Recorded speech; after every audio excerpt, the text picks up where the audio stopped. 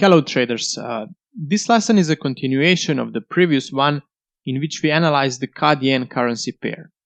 I said that the analysis of that currency pair is not over, so we will now continue. Okay, we found two Fibonacci clusters, and I said that this first cluster or resistance zone is much better for trading than the other. The next day, when I opened the platform, I saw that the price jumped and almost entered the zone we marked and then made a huge decline. We seem to have missed this opportunity for profit, but maybe that's not the case. Fibonacci cluster represents significant support and resistance zones, but these zones have been obtained by using one tool, that is Fibonacci. I never use Fibonacci as the only trading tool, and I will show you in this example why this is important. The first thing we are going to add is a simple trend line that we will get when we connect these two previous peaks. The trend line shows us the direction of the main trend and also gives us the levels of support and resistance. In the rising trend, it is obtained by connecting a minimum of two bottoms. When the price approaches the trend line the next time, we have signals for the buy. In a downtrend, this line is obtained by connecting tops and provides signals for short. As we see, this level is just below the first Fibonacci cluster. Now, let's have a closer look at this chart, or the path of the movement of this currency pair. And especially pay attention to the tops and bottoms the price formed. We have two marked zones, but are they really strong zones? Let's see what the price says. Tell me how many times the price stopped right in this second zone. Once, perhaps twice, but in most cases the price went through this zone without any problems. This zone did not offer significant price resistance, so we cannot trust that it will continue in this way. So this zone is not good trade setup and we can delete it.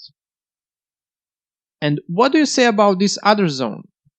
How many times did the price stop in that zone?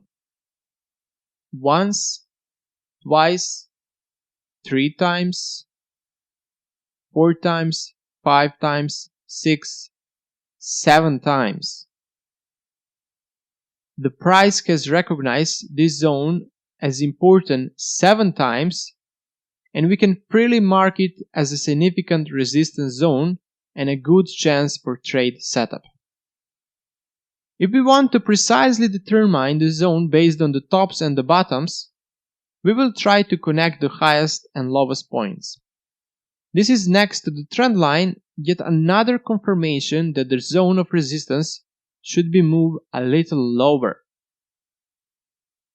The level of overlapping of the trend line and the first line of our zone is a good level for trade entry.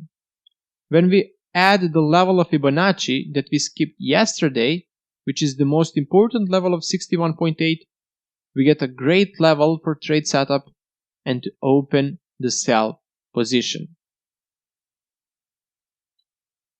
From this level, the price reacted and made a really big decline. Okay, let's summarize what we did in these two lessons. First, we found two Fibonacci clusters. Based on the movement of this currency pair, we realized that the other cluster does not represent a significant zone of resistance, but this first zone is. Based on the trend line and the previous bottoms, we realize that the zone should be moved a little lower. So let's see all we have in this new zone. First, the 50% level of the Fibonacci retracement, 61.8 Fibonacci level, 1.272 Fibonacci extension, trend line, 5 previous bottoms, 3 previous tops, more than enough for an excellent trade setup. What can we conclude? We can conclude that although we have found a very good sell zone with the help of Fibonacci, the price still failed to reach it. But with the help of other very simple skills, we managed to find a better zone and a precise level for opening the sell trade position. This was the point of this lesson. Fibonacci is a really powerful tool, but always try to combine it with other tools and knowledge you possess, and you will increase your chances of success constantly. I hope you understood everything. In the next part of the course, we will show you other examples of Fibonacci clusters. See you!